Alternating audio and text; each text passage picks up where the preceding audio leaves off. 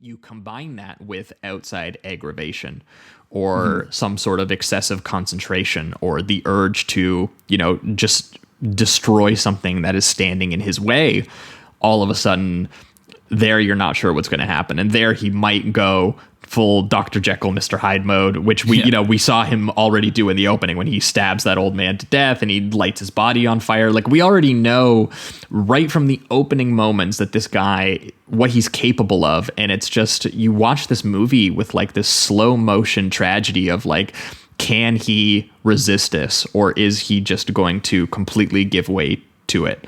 Yeah. And after a certain point too, you just know that there's going to have to be some type of retribution. Like, it's just like his character is kind of doomed from that very first shot. Because as soon as you see him murder that person, he's already upset the balance and the order of things before this film has like started. He either has to go to jail. That has consequences. Yeah, he either has to go to prison or he's going to perish. And so it's one of those things that you're just kind of watching him.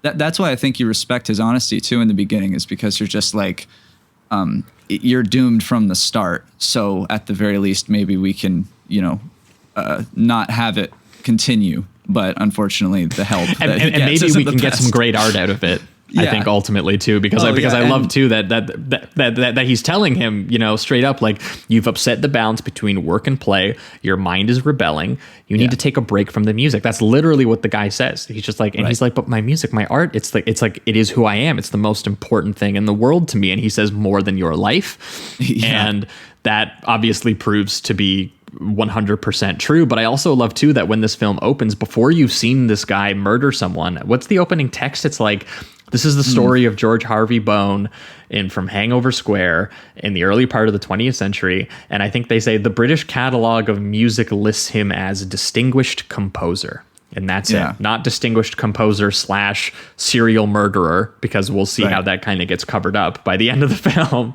But yeah, it literally is this idea of, sort of like the art living longer than you and having a reputation past you, and, and that being more important than necessarily what he physically does moment to moment, but then having such a physical depiction of that, like in the style, like having these incredible, like low angle, imposing shots, like attached to streets and floors at times, where, when he moves through a room, he looks like he could just like step on you very forcefully. And then you have these incredibly like dramatic and expressive, like high angle stuff where you get like nasty details of him like carrying corpses to burn on pyres, or as we'll see by the end, like the form of suicide that takes place. And, the way that it just has like these fractured point of view images of him losing his mind, slowly becoming unraveled, putting in all these unnatural camera angles that just kind of leave you feeling uneasy and uncomfortable. And then just putting you on this track, this very graceful, very musical, like essentially descent that this guy is going to go on. And it's very mournful, and it's very, disturbing just watching this guy slowly, start to completely lose it due to this relationship that he has with Netta. Because that's the thing. The guy says, give up the music. And what does he do instead of music? He's like, well, I'll try I'll try it with women. We'll see how that goes. Yeah. And like, it's just even more stressful. Yeah. And because even then it turns into, because Netta is quite the conniving character. She's kind of like, Linda Darnell is just so good. Oh, she's amazing. Yeah. It's a great character. I really like her. But she is incredibly, crafty and mean at a certain point. She like pretty much hates his guts, but he's like, well, he's a very talented musician. He could write great pop music for me. Right. And I like that it's like at first he's just trying to kind of woo her, but then, she reels him in and he has to continue music. So now he's just doing more work, really. He's trying to do his concerto and work with her. And at moments, I wanted to say this too, there's like that, we were talking about how personal it is for him. There's those moments where he's getting more upset with Netta because he's realizing what she's doing, but he hasn't quite caught her in the lie yet.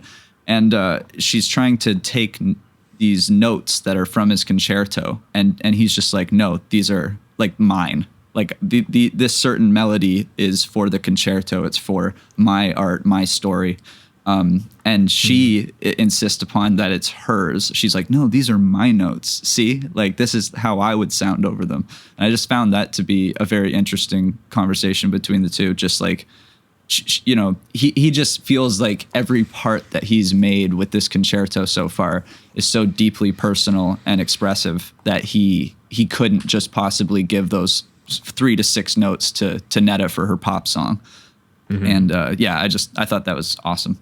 Well, yeah, and then when he does, it's like, to him, it's like as deep as like asking someone to marry you. Like, that's how personal of a connection he formed by giving her those notes for that song, right? And you know, totally, and you know, she's playing it up, like she's totally, you know, she's there, and he actually feels when he's like she's totally manipulating him to get this result. So it's not, you know, it's not entirely like he has fabricated this thing, you know, in his mind or anything, because like, you know, he meets her doing one of those smoking concerts. You know, she's playing this character Netta, and she's putting on this very sexy song and dance show at the pub and like kicking her legs in every direction. The old Irish guys are all screaming, "Saucy with the goods, ain't she?" And you know, he's taken with her and inspired by her too.